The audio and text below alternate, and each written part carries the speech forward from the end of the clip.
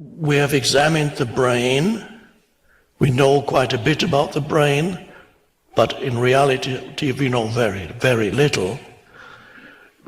Scientists don't even know what is a thought, what is the material, physical representation of a thought in the brain. Nobody knows. Where is that memory that when I was 15 years old, I fell off my bicycle and hurt my leg, and I still remember that. How does this memory survive in the molecular structure of my brain, plus a million other memories? Where do they hide in my brain as little molecules where I fall off my bicycle? These are the molecules of this memory, and then at some point the molecules pop up again. What is the relationship between thought and the physical brain? What is the relationship between the physical brain and consciousness? Mainstream science will tell you that most of them, there are few who are beginning to doubt that the mainstream narrative. It will tell you that consciousness, if they even mention the word, most of the time they don't even talk about it because they have no idea what it is, and you can't examine it under a microscope. And when you cut open the brain, you will not find consciousness. In fact, when you cut open the brain, you will not find nothing of you. Little traces, perhaps, but nothing, not a thought, not a single thought, no consciousness, your memories, nothing will be found. You are 99% of who you are is invisible. It does not exist in the physical realm. Only your physical body. But who you are, your thoughts, your emotions, and the underlying consciousness, it's all invisible. That's why there's a lovely, I believe it is, a little work of literature from, it could be the Little Prince or something like one of those works in French. There's a beautiful phrase, what is essential is invisible to the eye. What is essential is invisible to the eye. Beautiful and very, very true.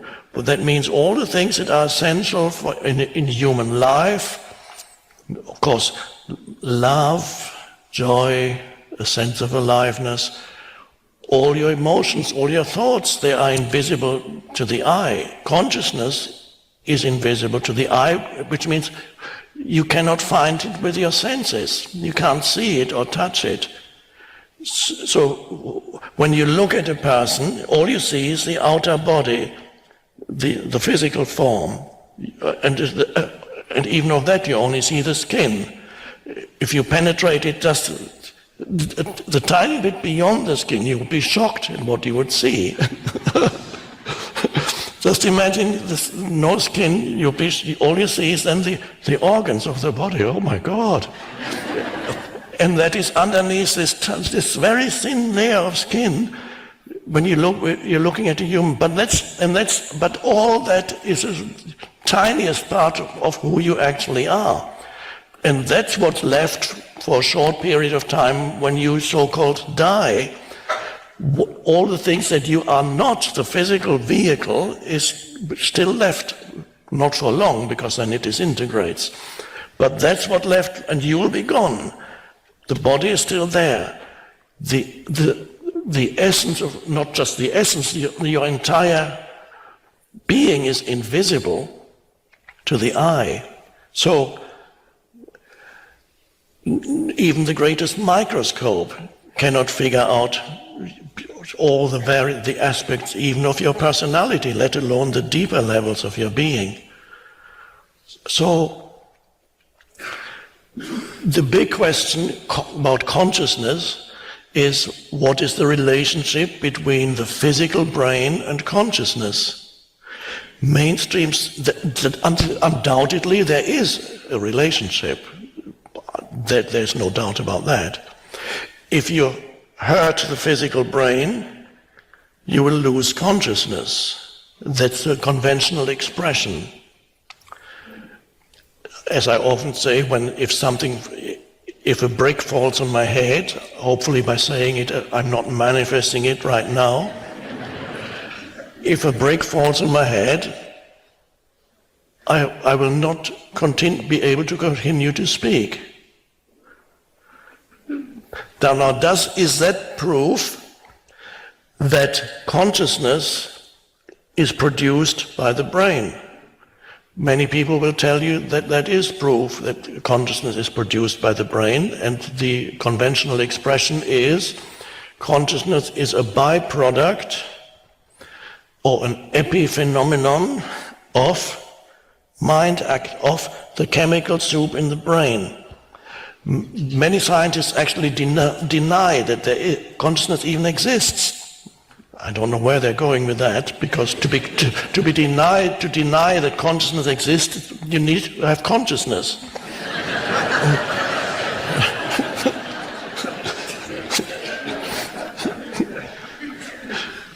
And they don't want to go there because it's so unknown. They realize they cannot dissect it. So it's better to leave it alone and to say, only we still live in a materialistic age.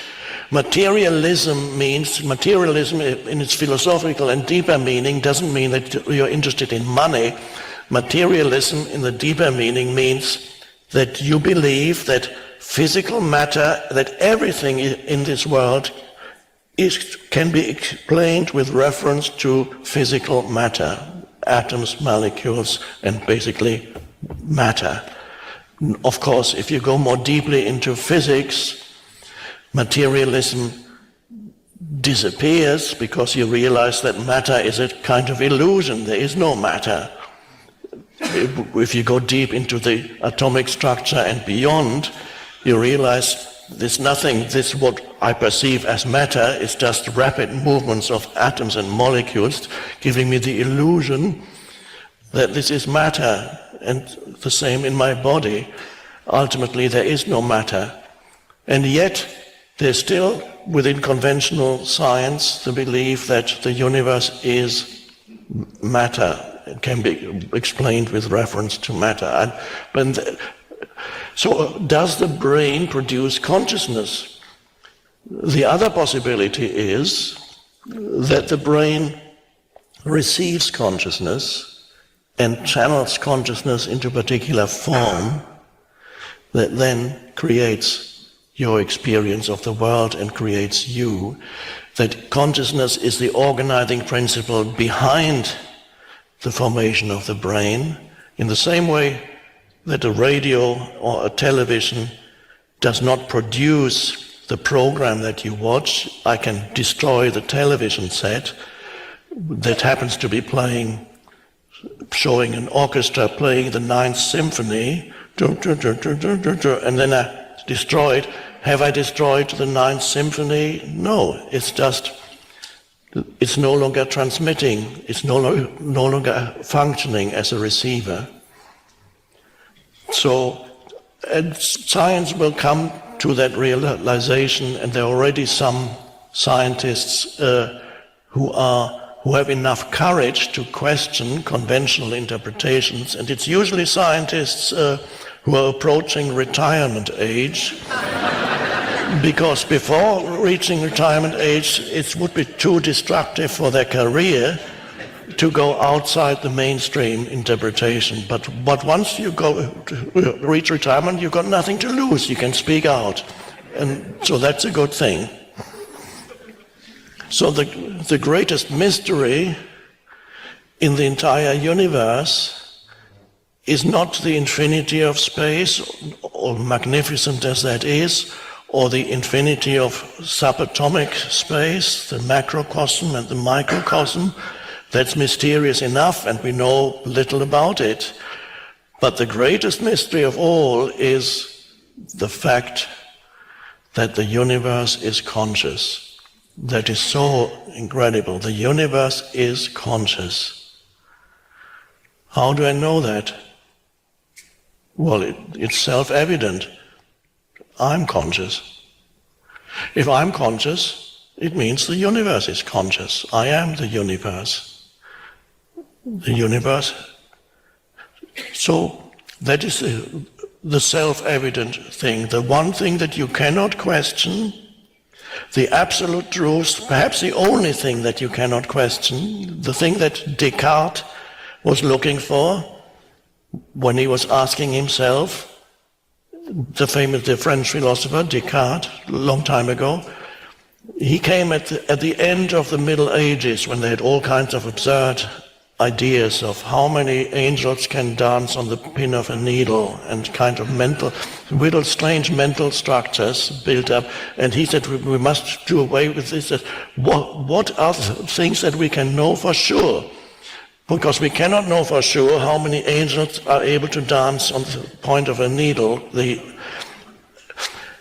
And so he's asking questions. And then he came to, as I mentioned in The Power of Now, and as you all know, he came to the conclusion that the one thing that I cannot doubt is that I am, because I am thinking. I think, therefore I am.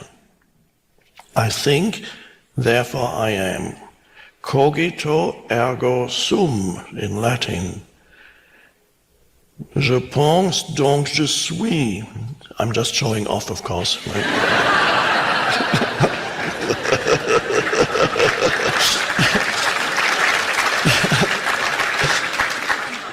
Now, he was thinking all the time. He did not realize that thinking is an aspect, a manifestation of consciousness. So if he had waited a few more years, perhaps he could have gone more deeply within and realized, even when I am not thinking, and even more when I am not thinking, I am.